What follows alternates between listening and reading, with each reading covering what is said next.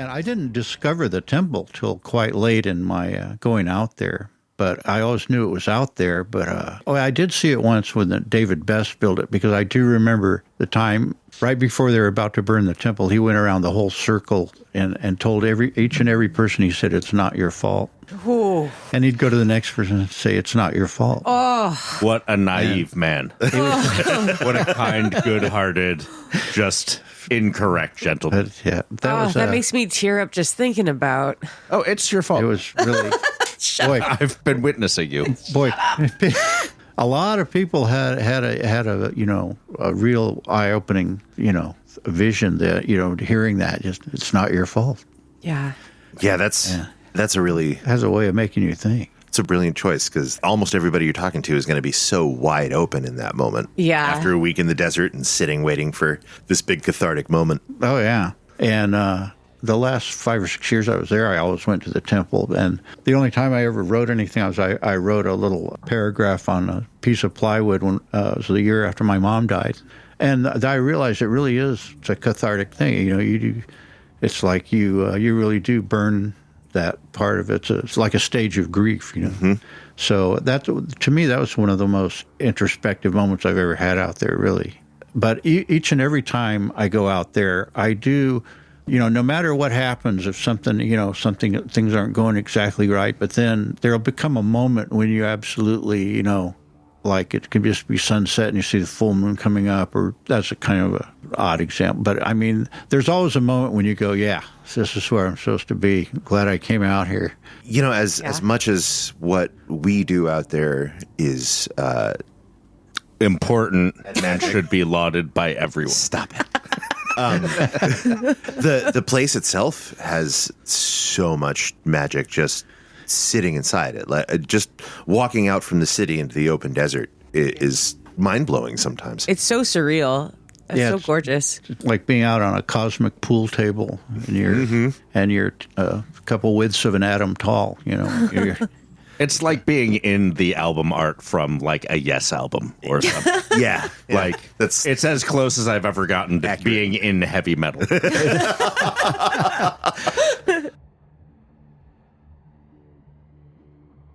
the thing. Which thing? The start of the episode. Oh. Of course. Welcome to Accuracy Third. I'm Beth. I'm Rex. And I'm D-Day. And today on Accuracy Third, we have Harley. We've hardly what? Have Harley. Fuck.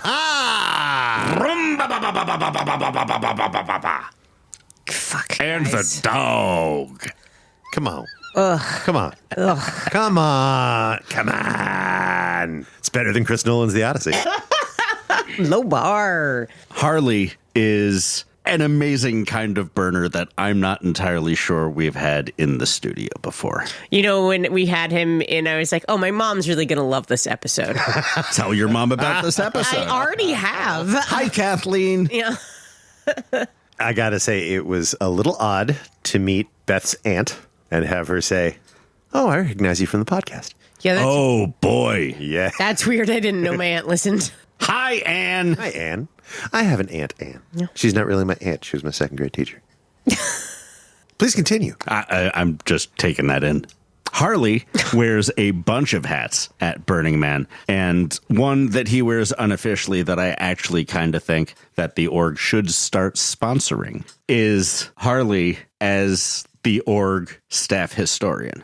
There is so much history of the playa and its environs in this episode, and there is so much more history about the playa that is not in this episode that the patrons can get connected to on Patreon.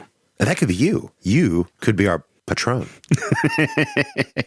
Patrons get an awful lot of history about Native Americans in the Black Rock Desert area and more conversations about the 1997 Hualapai Flat burn, which we were not able to fit into this episode proper.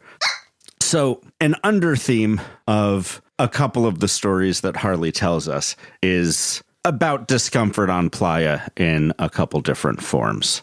And as a nice little question to open the episode with before we get to the interview, what kind of great discomfort have you experienced previously on Playa, or do you expect to experience this year on Playa? Mental? Physical? Psychic? Yeah, Beth. Burning Man discomfort. What are you looking forward to? What are you dreading? What are you predicting? Let's have a Kalshi. This is our Kalshi podcast moment.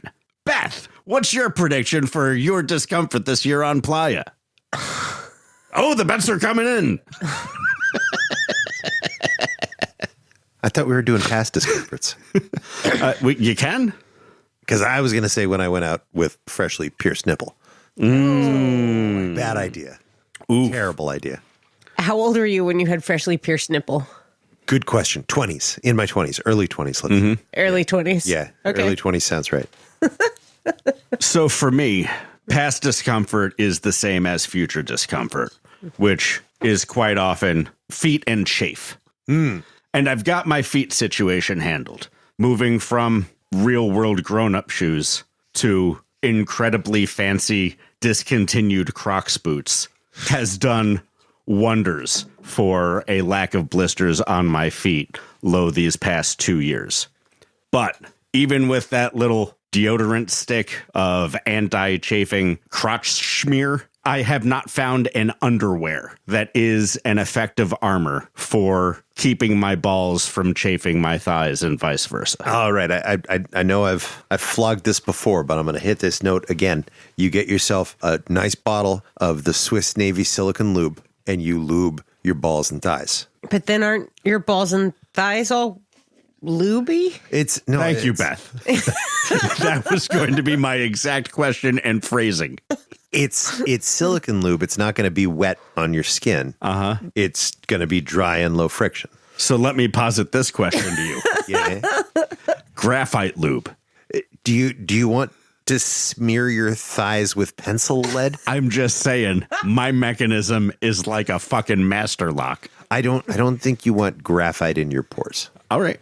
Thank you for the insight. I'm going to tell you that silicone lube is designed to be on human skin, has been thoroughly tested for years by horny people, and is commonly used by marathoners for exactly this purpose. Don't they make any like underwear that like lifts and separates the balls, like gives them their own like pouch Beth, so that I'm they're not wearing some bikini briefs right now, and they are delectable. But the problem with bikini briefs is they leave your thighs uncovered. right, and then your thighs rub. What you need is those like party boy show off pants with the elephant trunk and the ball sack, but that still go down your thighs. The banana hammock. Ooh, maybe like the elephant banana hammock. You just got to go. sticking out from the fly of some really nice, like elasticy boxer briefs. Just go to the Castro, man. I'm telling you, they make boxer briefs with banana hammocks built in. The Castro is.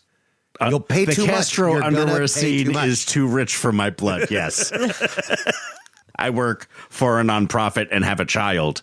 I don't have the finances of a gay man in San Francisco. Then just get some fucking bamboo viscose boxer briefs and put some silicone lube on your balls. My point is, Trust your brother. this is Harley.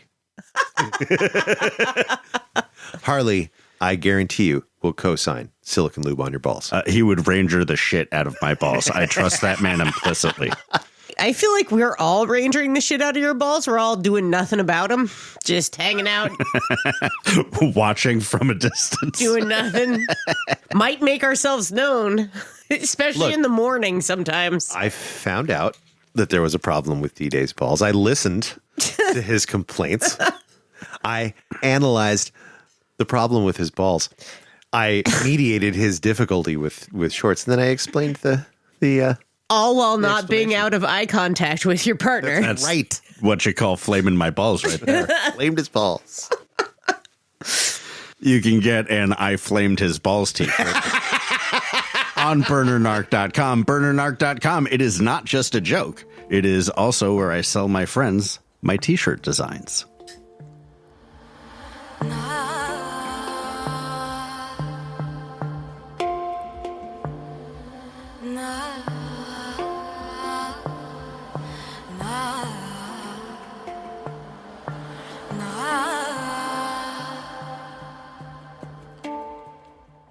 Harley. Are you Harley, or do you have a playa name on top of Harley? Harley. I actually do not have a playa name, but I have a ranger handle. I don't know. Maybe that would be good to use. I don't know. What's your ranger handle? Yeah, try it. If it sucks, I'll beep it.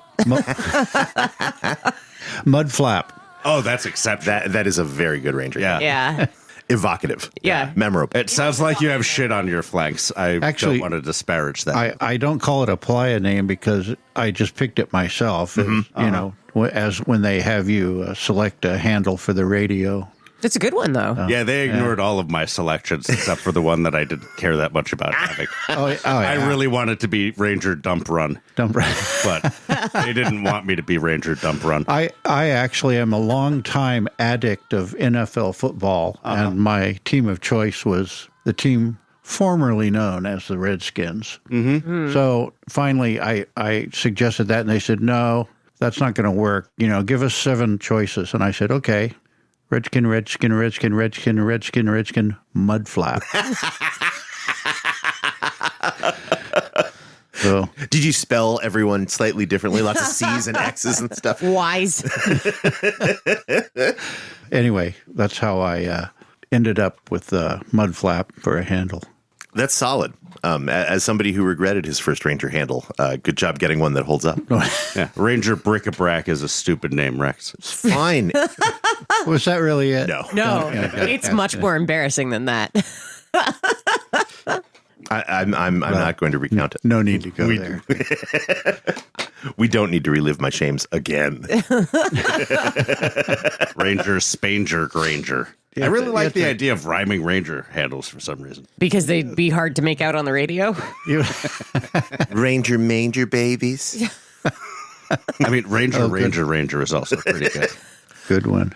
Well, Harley, welcome to the Shedio. Thank you. I'm delighted to be here. As soon as I scheduled coming down here, I thought, I'm going to visit the Shedio. And I went back and I listened to a lot of old Accuracy Third podcasts. And I think my all-time favorite is from, it might be the first or second season, but it's the one where Coyote did about the Volare. Oh, yeah. It's just the wedge, and it just, cracked up again listening to that. There is nobody that tells a story like Coyote.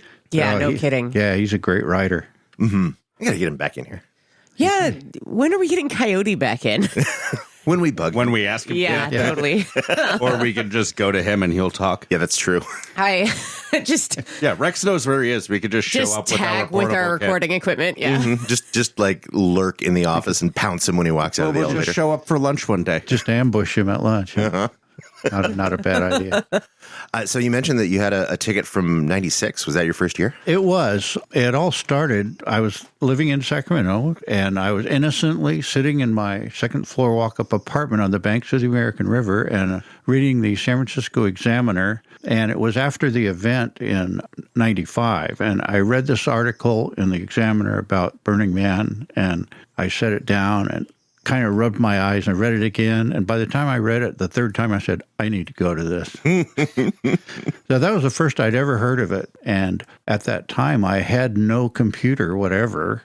And I actually wrote to BLM, the Bureau of Land Management, to ask them the address of the Burning Man Project, as I call it, And so I sent them my address, and they sent me the form to fill out. And I bought 2 tickets at the exorbitant price of $35 each. Oof. Thinking I could get somebody to go with me, and I couldn't get any of my friends.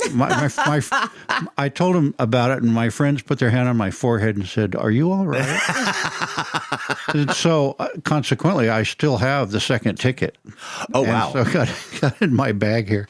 Anyway. I think if you bring that into HQ, they might refund your $35. Yeah, but they're going to want that ticket back to hang on the wall. They are, and they're not going to pay in U.S. dollars. They're going to be Larry Bucks, which are real hard to spend.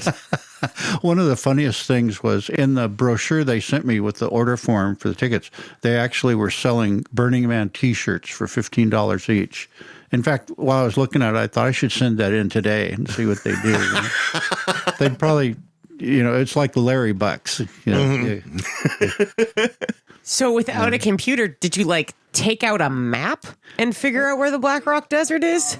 No, by the time I sent the money in, and I don't think I sent the money until about May of '96, and then in July or so, or they sent a package, a little that had directions to Black Rock Desert and a 3 or 4 page survivor's guide, And God, it used to be so much scarier to go to Burning Man.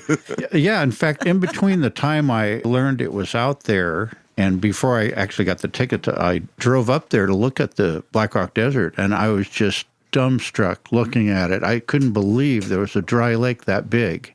Yeah. And I was just stunned and amazed. I know the first time, I just didn't even know that there were places that looked like that. I had never been in the high desert. It really blew my mind how vast and empty it is. It really is remarkable. I've always loved the desert. I'm an Air Force brat and lived in 7 different states, never lived out of the USA, but born in Carsville Air Force Base in Fort Worth, Texas, and lived in Oklahoma, Virginia, South Dakota, Nevada, Arizona. So very used to flat deserts. Yeah, I've always been pretty much a landlocked kid and, went on vacation to see the ocean, stuff like that. But I've always really liked the desert just because there are not a lot of excess vegetation covering up the geology and not a lot of clouds covering up the astronomy. And it's nice to go out in the desert at 3 a.m. in your T-shirt just to look around. So I've always been a little bit of a desert rat. And so that and always camped when I was a little kid. My parents, I used to think there was just the love of the open road, but I could see now that was their way of saving money on vacations. We would camp, We'd all have our job. We'd hit the campground, and my one sister would start blowing up air mattresses, and I'd start getting firewood, and my mom would start dinner, and they, had a routine. I'm still kind of lucky I learned to camp when I was a little kid. It's a good skill to get. It is. Taught and early. It served me well when I started going to Burning Man. It came in handy because I was always used to sleeping in a tent and suffering the indignity of an air mattress, So coming out to your first burn in '95, what was your impression when you got there? Well, actually, I heard about it in '95 and Or in 96. first went in '96. But you load all the stuff in the car. You're going camping in the desert, so you kind of know what to bring. And I'd read the survival guide, and calculated this much water.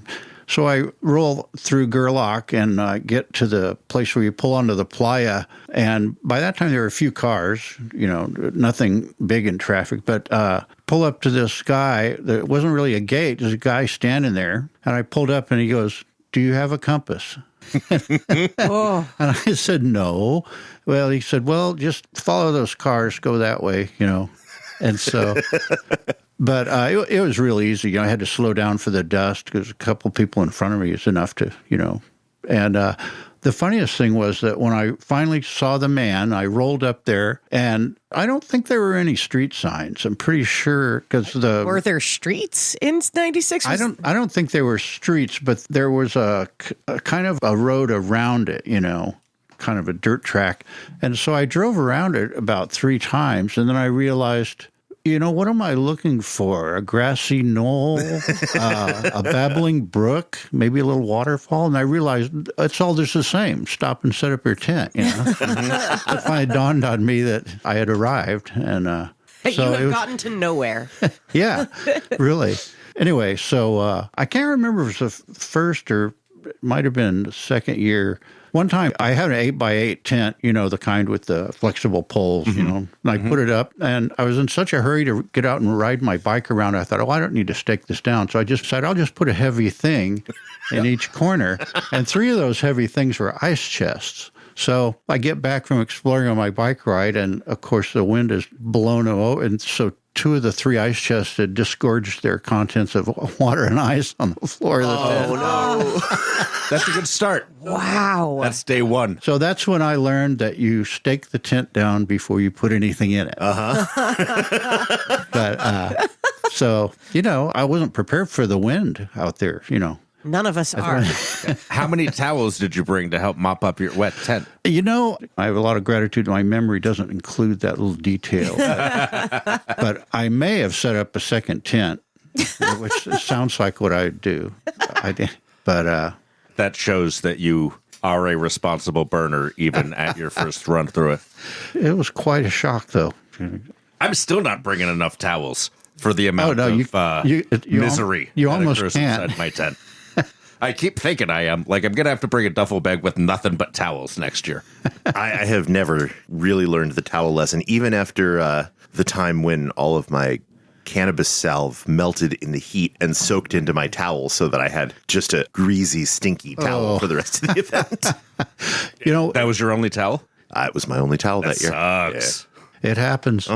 My mindset was always just to, actually, to be honest with you, I could never get anybody to come with me. And that was okay because I also thought if I did bring somebody with me and they hated it and couldn't stand it, they'd want to leave. And I didn't want to be, you kind of don't want to drag another person into it unless they really know what they're getting into. Yeah. Or Unless you're, not be responsible for getting them out. or be very confident that this is their type of event. Exactly.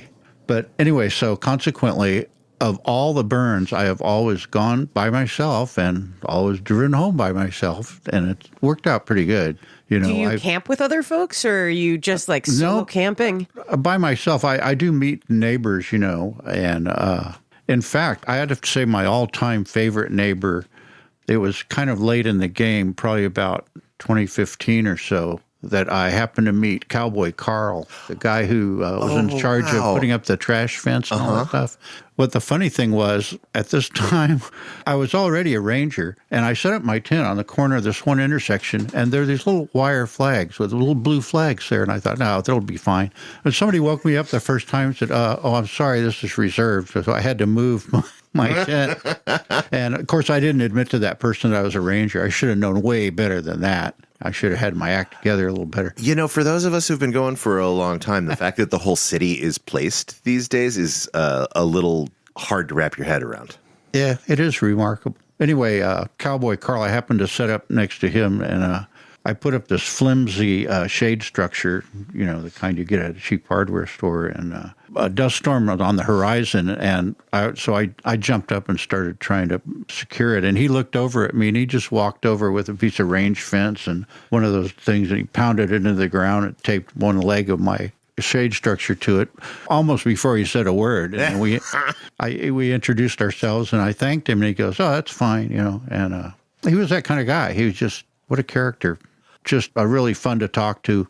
I guess he had been a cowboy and spent most of his life in the saddle before he was a Vietnam veteran. And I was driving up here and saw cattle. I said, it's amazing they can get enough to eat in this landscape. And he said, yeah, this is 10-100 landscape. And I said, what do you mean? He goes, the cow would have to have a mouth 10 feet wide and go 100 miles an hour to get enough to eat.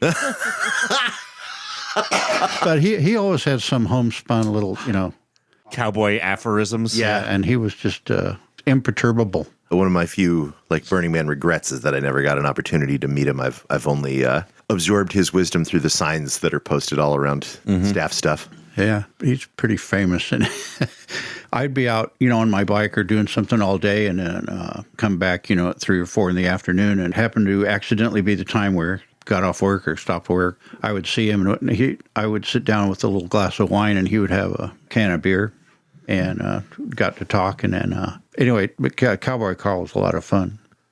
He's really he had some good stories. So has your Burning Man career been going steady since? Have you been attending continuously? Actually, I went for 10 years in a row from 1996 through 2005. And I thought I got it out of my system. But I found myself watching the man burn online, and I thought, I'm going to go back. So I went back, 12, 13, 14, 15, 16, 17, and 19. So total of 17 burns. But the first whole 10 years I was at Burning Man, I read the ticket that said, no spectators. And I said, watch this. And people said, well, what did you dress as out there? And I said, I dressed as a retired accountant in cargo shorts and a T-shirt. Mm-hmm. And that was it. I was pretty much, I would say the whole first 10 years, I was pretty much a spectator, And as a retired accountant, though, that seems like radical self-expression. Yeah, I guess so. Yeah, I've always been a bit of a tightwad, so I do kind of match the with the popular viewpoint on accountants, bean counters, whatever. But anyway, when I came back, And one of the things, the first year back, I think in 2012, I happened to park really close to the entrance at 630 and the outer ring, and I just stopped and set up. I thought, oh, this will be easy to get out. But I didn't realize that it was like watching a cop show, because that was right where they're, I don't know if they were, I think they might have been BLM, but they were pulling people over, saying, oh, your license plate's blocked, and, and I actually watched a couple vehicles get searched, and everything, the dog and everything, and I thought, man, I was practically afraid to crack open a beer sitting there watching this, but I'd already set up all my stuff. So I ended up staying there, of course, and it was only bad for a while, but it's not a fun thing to watch, though. No. Never And is. it was kind of the heavy hand of the law coming down on people, And like there was a change, but back in the day, they would pull you over on your way in for doing anything slightly out of, like, you're going 6 miles an hour, your license plate is obscured, which lots of people's license plates are obscured when you're towing and hauling stuff. It was like we would pull over the car and make sure everything, like that the brake lights were on, that all of that stuff happened before we hit Playa, because they would just pull you over for any tiny thing. I actually remember duct taping a flashlight to the corner of my license plate to make sure it was illuminated. But it was almost as though whichever county or whoever it was practically using it as a cost center to write citations. Oh, yeah. Yeah, The cops do that. There have been a couple of county sheriffs that have taken that attitude, and there was one BLM director that not only wanted to soak us for all we were worth, but got in a hell of a lot of trouble for all of his extra legal behavior in his position. Yeah, I read about that with great interest. I didn't. All I know is Choco Tacos. That was a part of it. The Choco Taco incident was wrapped up in. But he was also expensing a lot of personal shit to BLM. Dan Love's malfeasance is extensive. Well past trying to bilk Burning Man for everything. Yeah. But also, like, just putting in expenses for things that he claimed they had to purchase or expense while at Burning Man that was just completely untrue. Yeah. He had a good imagination. But I always tell people stories about that stuff. Like, those are very small blips. Overall, the experience of going out there every time has been positive, And I've gone for as long as 11 days and as short as 36 hours. I've always seen the man burn each time, though. But That's a hell of a rocket run. it is. There were times when I said, oh, I've had enough of this, and packed up everything and put it in my car and then watched the man burn and then left.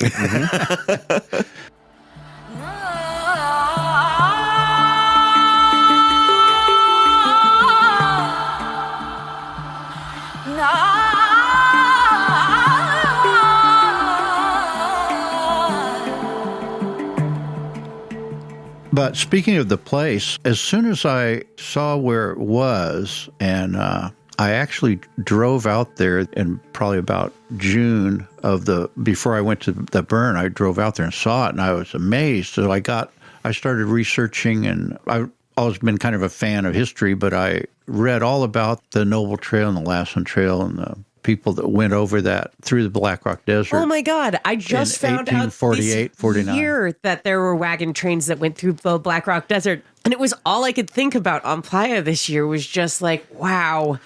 And I mean, it makes sense. It's easier to get a wagon cart through a flat desert, but it's just such a huge endeavor. Oh, yeah.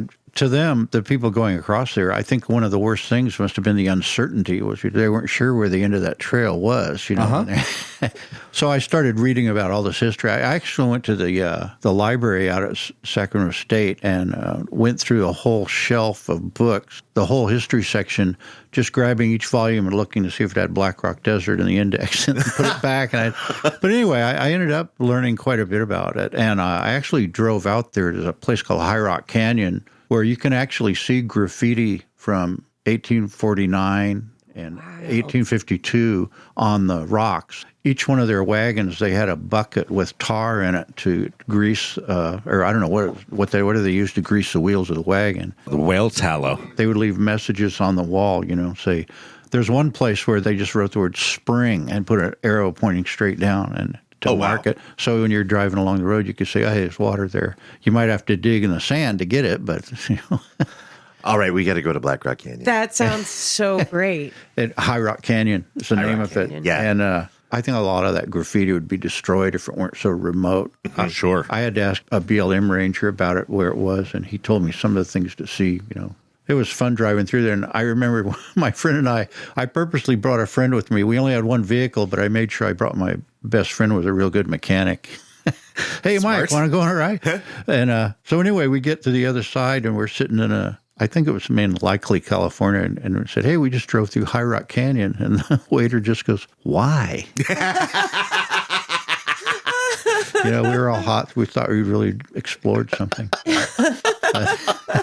But it is a fascinating history. And I once went on, there's a group called Western Trails Heritage or Trails West or something like that. And a guy I met through reading their publications and stuff led a four-wheel drive tour. It was a caravan. You had to have a high clearance four-wheel drive. And he had a CB radio, and he kind of narrated it. And he would stop at places, and he would show you a picture of Pioneer. He would hold it up to the landscape, and you could see that they had painted that exact scene. Ooh. Wild. And there were diaries where they described. There's a place called Rabbit Hole Springs where these guys were crossing the playa, and they ran out of water, and they were really in a dire straits. And one of the guys saw rabbit tracks on the playa, and he realized, wow, they're all going this way. So they followed him, and thus the name Rabbit Hole Springs. They found this water, and, were saved just by this guy's power of observation. Oh, man. Made rabbit tracks to follow him, What an absolute nightmare thinking about trying to cross that desert with limited water and ox-powered carts. Oh, yeah. Yeah. Everyone's got Yikes. dysentery. Oh, and there's these wild hallucinations that you have because of the shadows on the, there's these consistent stories of people feeling like there were other wagon trains around them or other people walking beside them in the dark. It's really, I can't. The skin between realms was thinner back then. I'll say. People went crazy. One of the places we visited on that tour was the actual Black Rock Springs, right near the Black Rock. And the guy pointed out this tiny little circle of rocks, and he said, well, we're not 100% sure, but we think this may be a grave of a child. And there's a story in an immigrant diary about these people. One of the older people in the wagon train was sick, and they had this bottle of laudanum. Mm-hmm. And they had told their kids, to never touch that. It's dangerous. And they were away for a minute, and this 2 or 3-year-old kid got a hold of it, drank it, and killed him. So, anyway, so they don't know for a fact, but that circle of rocks right there by the spring might be that person's grave. But you just think of how bad must it have been back east for these people to want to go. Terrible. Man. That's why it's meaningless to have someone walk around telling everyone it's not your fault. That was that kid's parents' fault.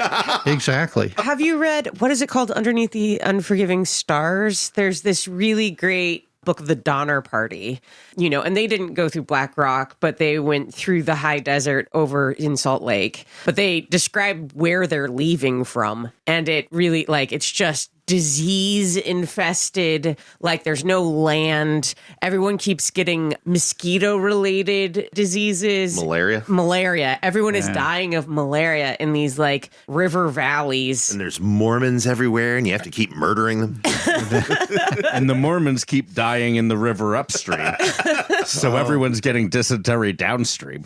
Yeah, it's a fascinating place. I've always loved the desert, but the history there, northwest of the playa, up there by where High Rock Canyon is, there's a ridge called Massacre Ridge, and there was an incident where 4, I believe they were sheep herders. I don't know. There were 4 guys who were murdered, and there was a band of Indians led by a guy named, oddly enough, Shoshone Mike was his name. This was shortly after 1900. But anyway, there was an incident where, whether they did it or not, they were blamed for that. And this posse chased them, a couple, 150 miles, and then killed all the people in the band of Indians except the kids under 9 years old. But anyway, the name of the book about it I read was Shoshone Mike. But that was after the turn of the century, after 1900. And wow. Some people called that the last, quote, battle, unquote. It was more of a slaughter. These guys, they caught up with them. But we're always calling massacres riots and things like that. That's just the American way. Yeah. It's okay, Beth. It's not your fault.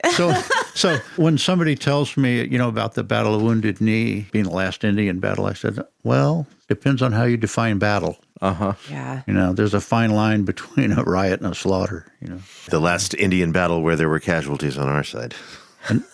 So the year that you went for the first time was a big year in the history of the burn. It really was. Did you experience some of that? Oh, yeah, did I ever? In fact, I have a copy of, here it is. This is, might get a kick out of this. This was handed to me coming in 96. It was the Helco year. Oh, we're scanning that in.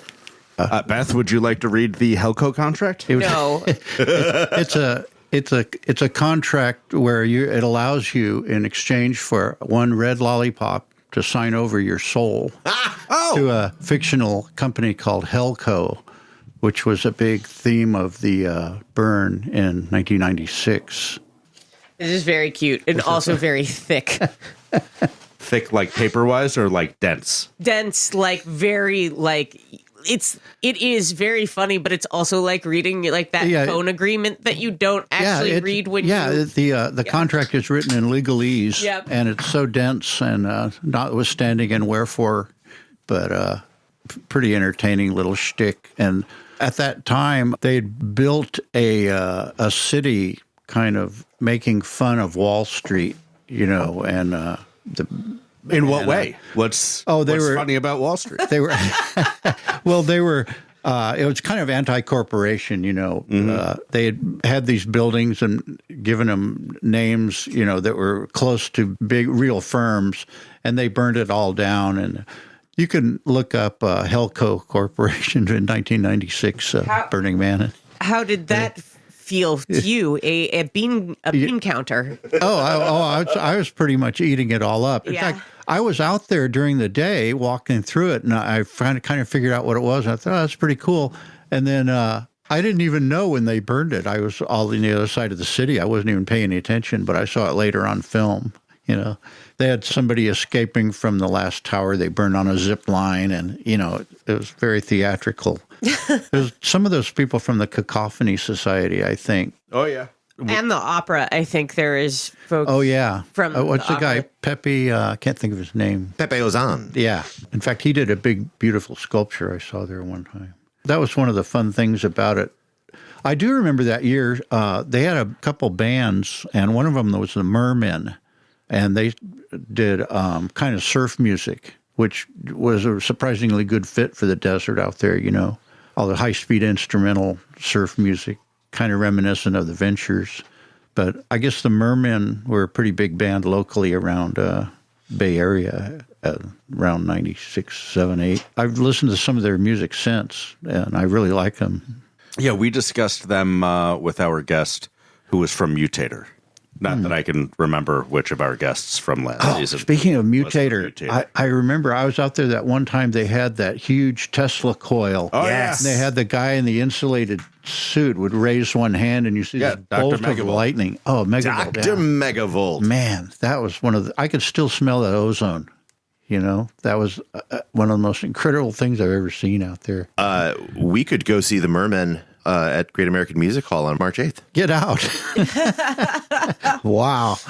Yeah, their music I really did love. I've seen them.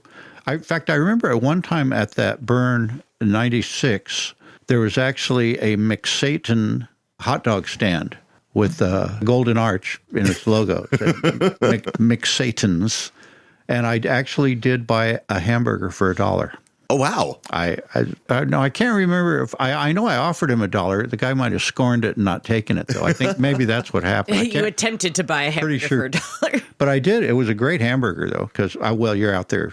Everything's great, But and this was before dying. the 10 principles had been enunciated, hence hot dog stand and T-shirts. As anti-capitalist as I am and anti-commerce at Burning Man specifically, I do think it would be funny for someone to come up for like their free hamburger or grilled cheese or something and be like, that will be $1.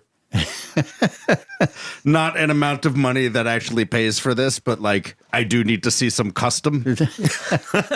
Oh, what you do is You hand out individual dollars on the way in. You set up twinned things.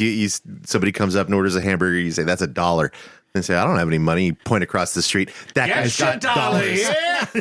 Just got like giant $1 bills. 4 quarters, 2 50-cent pieces, $1. That's exactly. People really do have a sense of humor out there. I still remember some guy rolling down the street past my tent very early in the morning, like shortly after dawn, with a bullhorn telling people, please be quiet. Your neighbors are sleeping. Do not cause a disturbance.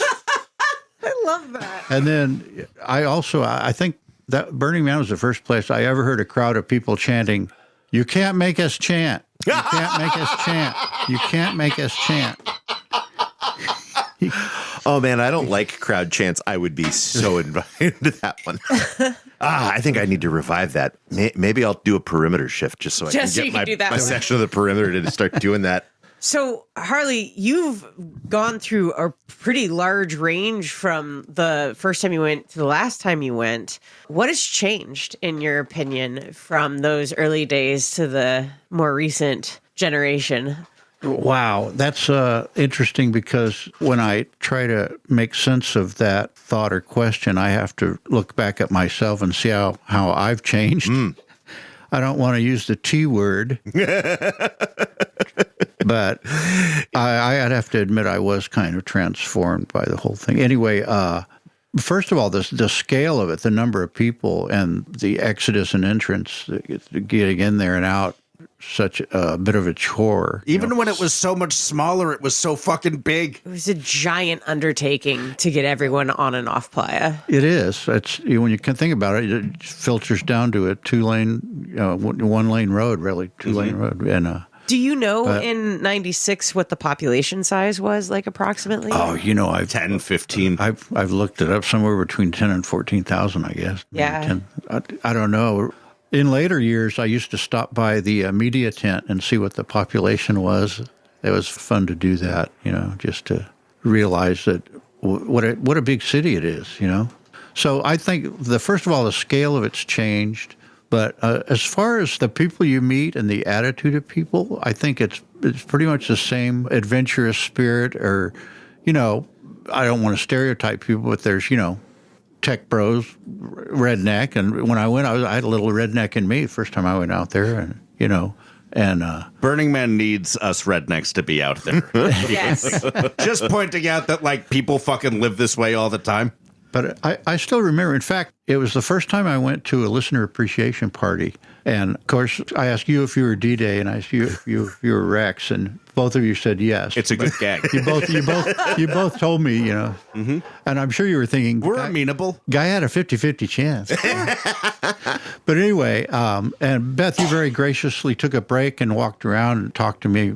I might have bragged that I'd been going since '96 or something. But anyway, you took a break, and while we were standing around there was this couple there. They asked me when it was the first year I went, and I said '96, and they said, people say it was better back then. And I told them, no, I think it's better now because the art is just mind-boggling, I mean, the art was good when I went out the first time, but the art is just, boy, off the charts, Yeah. I think when you look at it from that perspective, what's changed has kind of just been additive because all of that old crazy stuff is still there. There's still plenty of bananas Burning Man bullshit from the 90s. And there's all sorts of cool, big, stylish art on top of it. It's just like more and more piling on all the time. People are just addicted to their own nostalgia. There were things about 2006 that I wish still existed out there, but that's not the city we go to. The purpose of going out after you've been out so many times is to teach yourself to continually discover what is amazing about this magical theater we go to.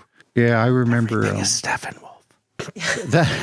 The second year I went, there was a bit of an epiphany among of the organization after the '96 event because somebody got run over in a tent and injured badly, and another guy was killed in a motorcycle accident. And so they finally realized, oh well, we got to do something, and it coincided with the BLM saying you can't do it again here. And so that was the only year it was on Hualapai Flat in 97. Mm-hmm. And I remember when I camped there, I was deathly afraid. Back in my mind, I was terrified the whole 5 or 6 days I was there because it wasn't flat, just sand or earth. There was grass that was dry. And I kept thinking somebody's going to drop a match and this place is going to go up. Burn down. But you can't worry about something 24 hours a day for 6 days. So, I mean, I gradually, you just live with it, But I was really afraid. I thought, man, this is going to be a bad fire if something happens. And another thing that was notable, I remember from that in 97, they were close enough to Fly Geyser that I don't know who decided, I guess the owner decided to let people go soak in the hot spring there. And they actually had a bus going from downtown out there, and I was a bit of a skinflint. I didn't want to pay the $2 for the bus or whatever it was, so I just followed the bus out there on my bike. And so I get off That's a bike ride, man. I get off my bike, and I've got my swimsuit on. I'm walking up there, and there's a folding table there, and somebody said $3. And I said, $3? Wait a minute. I was too cheap to pay the bus $2. I didn't say him that, but I'm thinking, are you sure? So I reluctantly went back to my bicycle and thought about it, and I went, God, I rode all the way out here. This isn't going to work. So I took off every stitch of my clothes and laid it on my bike and walked back to the table, and the guy goes, $3, and I just held my hands out. I don't have $3, man. But I walked all the way out here. And after a while, you got tired. Just go ahead. Would you ask naked Jesus for $3, sir? It's not your fault. When I think about that mindset, that first 10 years I went to the burn from 96 through 2005, I really was a spectator, I was just thinking, I went out there. I said, I paid my $35, entertain me. And you were entertained. Well, was I ever? And I think I did my share of entertaining, though, along the line. One of the times when I walked up to that table with nothing in my birthday suit, it was kind of like, come on, man. Yeah, that sounds to me like you were participating. Yeah. And also, in later in life, I realized that's a good negotiating tactic at times. Depending on the setting. Mm-hmm. Burning Man, raising your professional skills in unexpected ways. Look, I start all negotiations by showing you my balls. Like what pocket do I have the $3 in? But the hot springs are gorgeous. Oh, they were great. Yeah. And they had it clearly, marked, this part's too hot, don't go in here, and what a nice thing to have, when I'm living in a tent with no shower, you want to go soak in the hot springs. Oh, yeah. But even when you're living in a house with a shower, you want to go soak in the hot springs. Those ones are just so beautiful. They feel like this oasis in the middle of the desert because, you're down by tall, grasses, and all you can see is, the desert ridges around you. Oh, yeah. You keep going back to the landscape. Actually, when I think about the burn in 97, I remember there was a camp called Bianca's Smut Shop. Shacks. Yep. Shack, that's right. Anyway, they had grilled cheese sandwiches. They were infrequent and not always there, but they would walk through with a tray of grilled cheese sandwiches once in a while. And I thought, boy, that was great. There is something more charming about a shack of pornography back in the day when it was hard to get pornography. Bianca's Smut Shack is my first favorite camp. Mm-hmm. Listeners, if you know anybody from Bianca's, or listeners, if you are somebody from Bianca's, know that I love you and thank you for bringing my internet perversion to the real world at my first burn. It was best. a great place. They had a bunch of couches sitting around in the shade and stacks of girly magazines, for lack of a better term. I won't want to name any specific titty mags. And they were very open-minded. It was pretty cool. I remember one time a Pershing County or BLM guy rolled up, was talking to him. Anyway, the lady from Bianca's Smut Shack gave him a grilled cheese sandwich and handed it through the window. Anyway, it was another interesting thing about that year, the goat with the anus of truth. And I'm riding along on my bicycle, and I see this sign, and there's a little wooden scaffold, and there was this huge goat and 5 or 6 people standing in line, and you had to look under the goat's tail. You looked into this large goat, and there was a guy in there that would answer any question you wanted to ask him. So, I still remember that sign. Riding on my bicycle, it says sign. It says "The goat with the anus of truth," and I was laughing so hard I could not physically ride my bicycle. I stopped and got in line, looked in there, and of course, when they asked me what I wanted to know, I was just tongue-tied. I said something like, "What's the meaning of life?" Yeah, I don't even remember what I said. That's a lot of pressure suddenly to realize That you're you before need the to be oracle. asking truth out of this goat's anus. And right across the street was also the first geodesic dome, completely covered with tidy-whitey underwear. That was all it was. I don't know how it was affixed to the frame, but it was a little 12 or 14 foot high geodesic dome, and the only wallpaper was. I think it might have been Fruit of the Loom. I don't know. They're tidy white. I'm going to say that's like easily 1,200 pairs of tidy whities. It was something to see, something you don't see every day, you know. Uh-huh. But anyway, and that year, one of my absolute favorite pieces of artwork, right along the Esplanade, the first 3 or 4 days, there was this. It looked like a pyramid loosely made out of hay bales, and it had some hoses and wires going into it. And I thought, that's kind of dumb. What's that?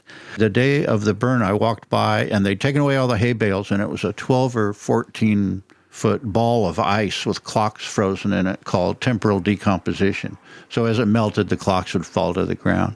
And I don't know if it's kind of a cool concept, but I think I was more amazed by the fact that they had the technology to freeze a ball of ice that big out there. Thinking, how did they do that? There's a picture of that at headquarters. Oh, yeah, I have seen. Yeah, in fact, I went to a lecture once and ran into a photographer, and he had a good picture of it. But he emailed it to me, and he said, by the way, don't use this commercially because I don't have there's a little kid in front of it. And he goes, I don't have a release from that little kid. But I do have a picture of me in front of it. I had a passerby take it. That was one of the more fun art things I saw. And that year also was, there's this guy, I think I think his name might be Peter Hudson, that did zoetrope and stroboscopic. And the first time I ever saw one was I saw it in the daytime, unfortunately, before I saw it at night. But what it was a regular scale human being just from the chest up in the desert, as though it was doing the crawl, swimming. It was on a wheel, of course, and there was probably 15 or 16 poses, and I saw it in the daytime, and I saw right next to it was a bicycle that powered the wheel, and I kind of had a vague idea what it was, but when I went by it at night, I was just mesmerized because you look down at your feet, and here's a person swimming in the playa right at your feet, because of the stroboscopic effect. It was really great. But I didn't have any way to photograph it. I think I got a snapshot of it in the daytime. And then later he did that big wheel, something the size of a Ferris wheel, the river Styx. The guy's polling the boat. Got a bone from it right behind it. Oh, very good. Yeah, I designed the canoes for that one. Huh. No kidding. Yep. That's why I have a femur from it. Wow. No, I didn't know you were where I live. I didn't know you were an artiste. Oh my! Yeah, look at the spider. Spider anatomy. The spider anatomy. That's Holy right. cow. Thank you, Beth. Wow. And Murr with Larry in his chest, and this entire room. Yeah, D-Day painted the mural on the walls. That is the desert landscape. Yeah, I shit out art the way that I shit out shit multiple times a day, every day. D-Day is one of those has to create, must constantly create. Or I could be a dick. You want me to be a dick, Beth? No, I'm really grateful for your energy. I love the back wall, and it extends onto the side of it's the whole thing. You can't see because of the cardboard. It's either a sunrise or a nuclear explosion. Yeah. That's how I feel like every sunrise is on Playa. There you go. Just like, oh, fuck, I wanted this. I'm still so far from home. So I agree with you about the change or lack thereof in the event. But you did take an interesting gap, 2006 to 12, was it? Yeah, I every year I would read about it in the newspaper and everything, to kind of follow it, And then I realized that a time or two I had watched it on the webcam, and I thought, well, heck, I should go back. There's really nothing stopping me from going back out there, And When you came back out, was there anything that you noticed that was different? just more people, harder to get in and out of the gate. Actually, you had to kind of time your strategy. Let's see, I think I'm going to arrive at 5 a.m., and Yeah. Yeah. I had the luxury just driving from Sacramento. It's only a few hours away, so I pretty much had some flexibility in when to roll through Reno and get up there. Yeah, you know what? I hadn't thought about this, but I think there has been a change in the urgency to arrive. I feel like in the older days, it was much more common for people to get there a day or two into the event. Now everybody wants to be there for the whole week, and there's this giant crush on the day the gate Yeah, opens. that's true, and it's such an artificial thing. Okay, we're going to open the gate at this hour. You could easily arrive a day before, after, and you're not going to miss that much. My first year, which was '07, we were already doing that. It was like we camped at Summer Lake Hot Springs so that we could be hitting the line at midnight on Monday. And you figured that out early on. Then you were quicker on the uptake than I was. No, I just went with the people who had gone a bunch before, so Oh, I I got see. to jump in. I have, you know how you've only ever gone by yourself. I needed a cushion of people who understood how to do it because it's so complicated. Well, yeah. So I went with a camp of folks, and they, I remember being like, wow, this is a lot, because we were meeting once a month and then twice a month for the 2 months leading up to it. And it was really helpful because we all had to get our shit together in order to make it work.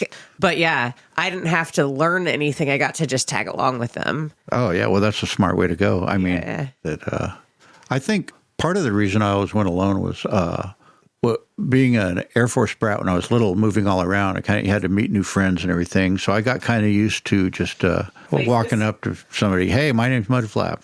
What are you doing? See, I feel like your idea that you didn't participate, that you were a spectator, is totally off base. Well, I don't know. It's hard to say.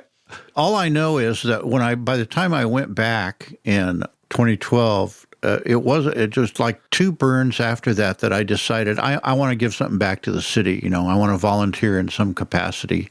And when I was a little kid, I lived in Texas, and I had this thing about, Texas Rangers. I want to be a Black Rock Ranger. I thought it would be cool to have that shirt and that hat.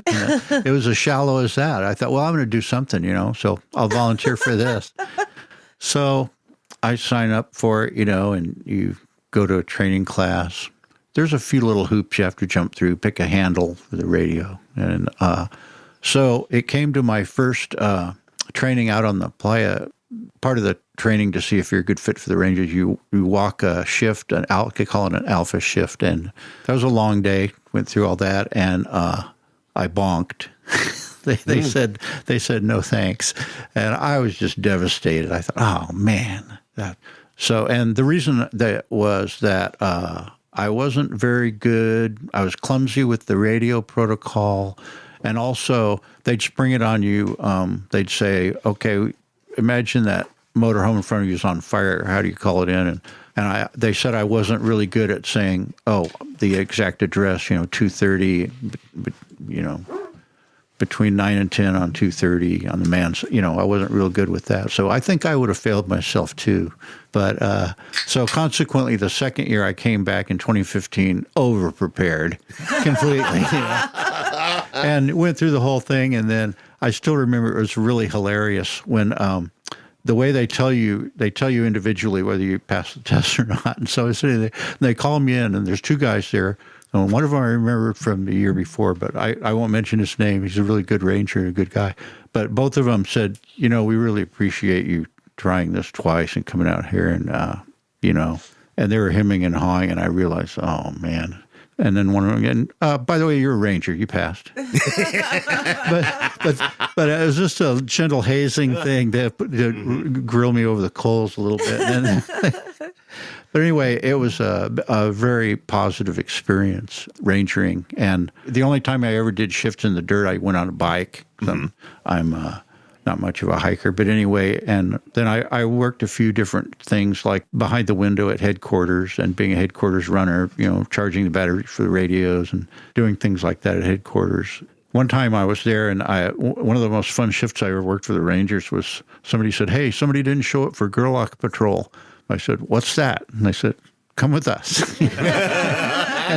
Anyway, so I went, and it turned out to be really great. Spent the whole, I think it was 6 or 8 hour shift, whatever it was. Might have been 12 hours. But anyway, spent the whole time in Gerlach, basically walking around doing public relations and talking to people that said, "Say, these burners parked and blocked my drive," stuff like that. And the people are coming up, helping themselves to the water out of my hose, and so it basically consisted of just doing PR and educating burners, on just reminding them, don't forget your manners when you're coming through Gerlach, And also, one of the coolest things is we got to go eat at Bruno's Country Club and get a hot meal, and then I actually got to take a shower at the Ranger outpost in Gerlach. Ooh.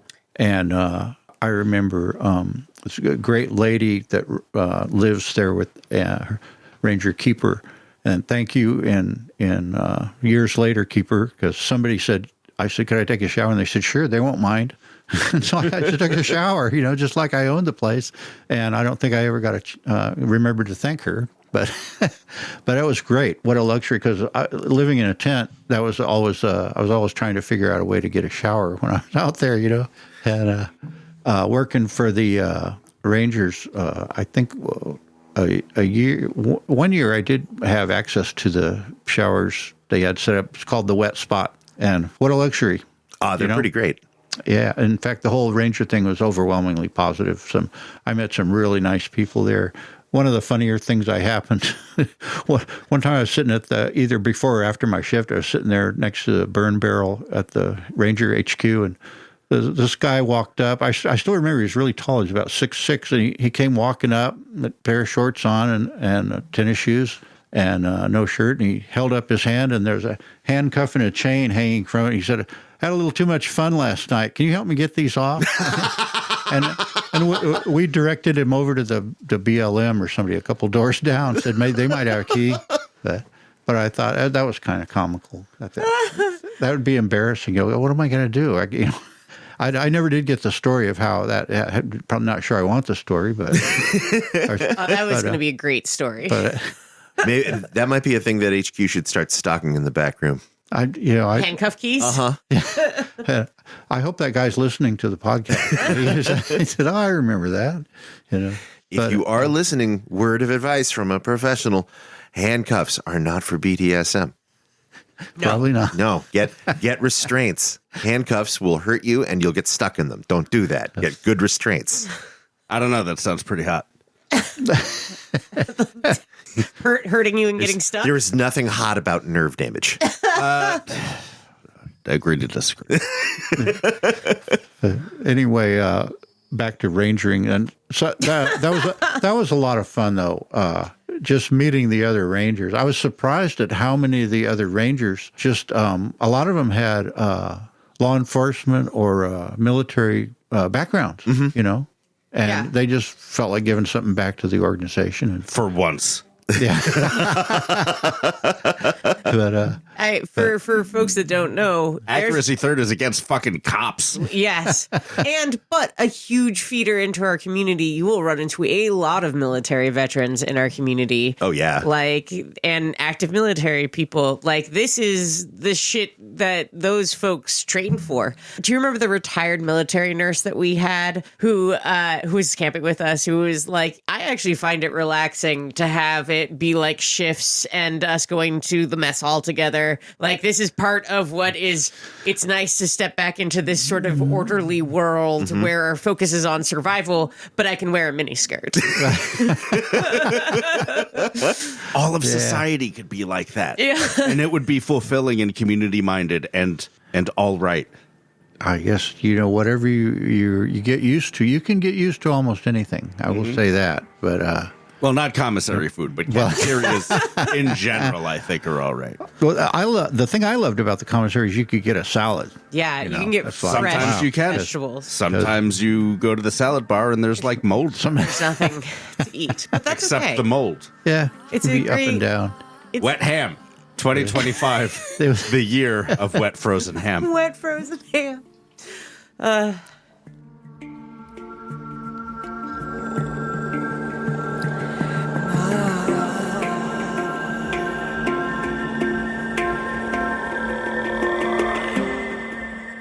And that was Harley. That was hardly what? I think that was a pretty decent episode. That was hardly Ranger Mudflap. So, as we all know on this podcast, I more than occasionally like to, lesser so now that Larry has passed on, but I have, I think, legitimate criticism of many, if not most, of the Burning Man themes. The 2026 theme aside, I don't have no truck with Tempest Fugit. What is it? I don't have no truck would be a great theme. I don't have no truck would be a great theme. Yeah. Axis Mundi. Axis Mundi. Yeah, Axis Mundi. Perfectly fine. Esoteric, evocative theme. Good job, the org in 2026. But I don't got no truck for 2027, please. I wasn't intending that one. I ain't got no truck for 2027, please, for the win. For 2028, based on this conversation of the history of the playa with Ranger Mudflap, I am going to suggest Wagon Train. Ooh, wow, bleak. It's wagon trainsery. I was thinking of Caravansary when I came up with Wagon Train, so yeah. Conestoga 2.0. A Donner Party gathering. Donner dinner party.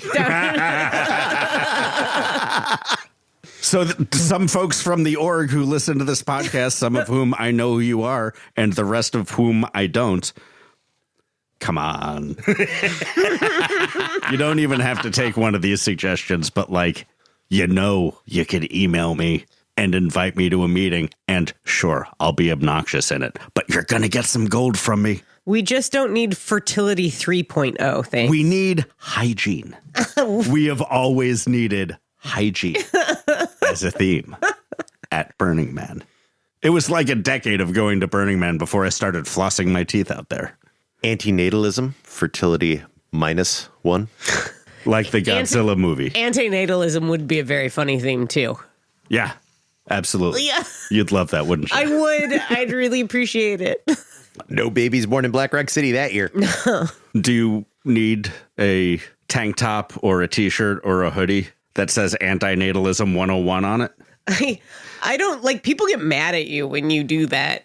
Fuck them. Right. I just don't need random people getting mad One at of me. my best friends is an antinatalist who has seen my child grow up. It's fine. She doesn't want it to be her. The problem with it is that some antinatalists are really just anti-humanity Yeah. in general. Misanthropists. Good drag name. Punk bitch antinatalists. Antinatalists, well, they don't stop with just they don't want to have kids and don't think kids are like ethical. They judge you out loud. They get all vegan about it. They get vegan about it. They tell you what a piece of shit you are for having your kids. Yeah. Which, like, if Dude, go that's fuck yourself. We don't solve these problems without more people. Thanks for being on Accuracy Third, Harley. Accuracy Third is produced by Accuracy Third. Harley, thank you so much for coming on. It is so great to get so much, not only history of Burning Man itself, but like of the land that surrounds it. It's so neat. I'm a dork for history, and I love knowing more about the land and its history as well. And its horrors. It's history horrors. You know, we talk about this as an oral history podcast, and it is an oral history podcast, and that generally means people's personal stories, but it's cool to capture some of the broader history through people's personal histories as well. Indeed. In addition to the broader history that Harley dropped on us, he also told me about an art piece that I never got the chance to experience and, in fact, have never heard about before or since. And it's probably the piece of art that I missed on Playa that I am the most jealous of not getting to experience. And that is the goat with the anus of truth. I feel like the goat with the anus of truth was built for me to discover on Playa, and I feel like I let it down by not running into the goat with the anus of truth. And I would like to publicly apologize to the goat with the anus of truth for me not coming to see you, and I am sorry. Maybe you just weren't in a moment in your life that needed some anal goat truth. Yeah, maybe. I was in college. I was in my freshman year of college. I shouldn't have been. I should have A, known about Burning Man, and B, been there to witness the goat with the anus of truth. And now, Accuracy Third is produced by Accuracy Third. Hey, that's us. The music in this episode is Deep Playa Wonderings Incantation Breath by Escherbeat. Join our Patreon. Join the Discord. No, just that. Join our Patreon. Join the Discord. Come be on the podcast. Buy my book. Oh my God. Stop quoting the critic at me. I can't. I'm only aware of it like 1/5 of the time. Do you need a buy my book tea? I think we'd get sued. By who? Right? Who? Jay Sherman. Come to our party. Our party on Playa. It is Wednesday of event week at 2 p.m. And we are going to be on Inner Playa. Yay! Along the 7:30 radial. Along the 7:30 radial. About where? Halfway between The Man and Esplanade. Okay. Very good. Sorry. All right. No. This is great. This is what I call content. Come join us. Please bring shade. Or don't. And get like a really good story about why you didn't do anything on Thursday this year at Burning Man. Or, wear sunscreen. You're in the desert. You know how to be in the desert. You've been in the desert. We all party in the desert. You party in the desert, don't you? Oh, we're going to party in the desert so soon. We're going to have some white wine spritzers. Bring your own cup. BurnerNarc.com. See you in the desert.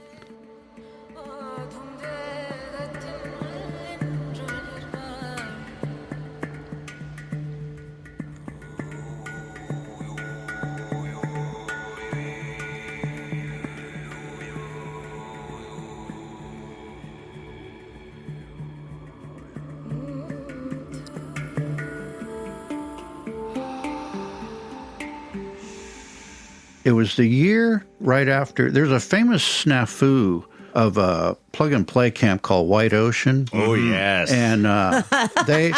Was it a snafu, though? Well, for the listeners who might not know, Harley, why don't you tell them about the snafu?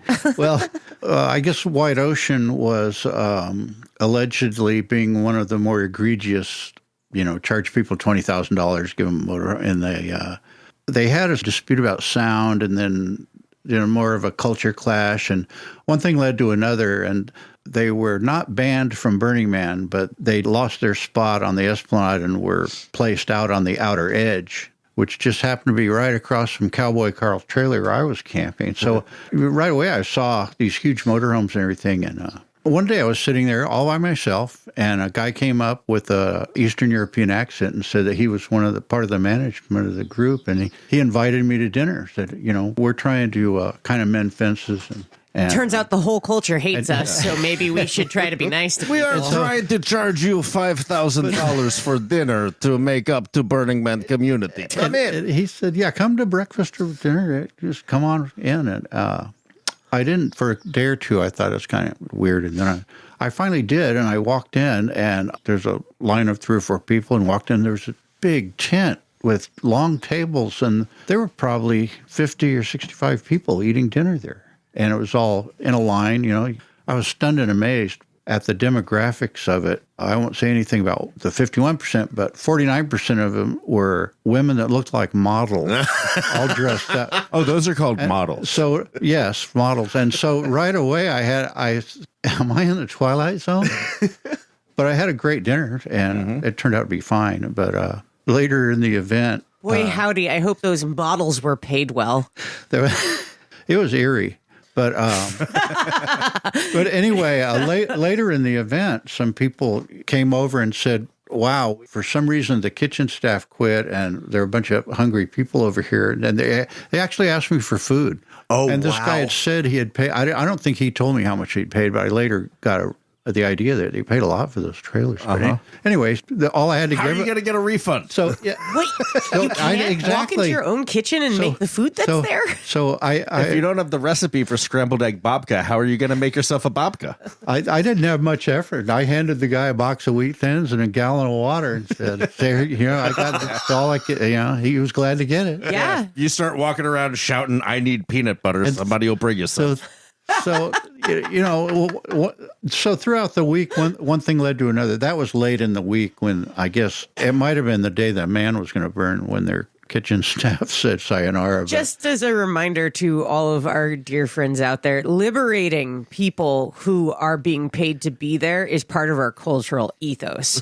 If you run into someone who's being paid to provide services out there, remind them that they should quit and come do Burning Man with you. They're awesome people, and they're already burners, and they just need to abandon their duties and come do the event with us. Especially if you've been paid ahead of time or haven't been paid yet. If you haven't been paid yet, there's no guarantee you're going to get paid. And if you've been paid already, you've already been paid.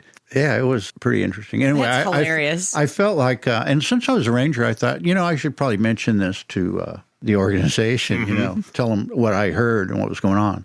And of course, I shared all this with Cowboy Carl, and he goes, "Mudflap, those Russians are going to sneak into your tent and cut your throat." Another Cowboy Carl aphorism.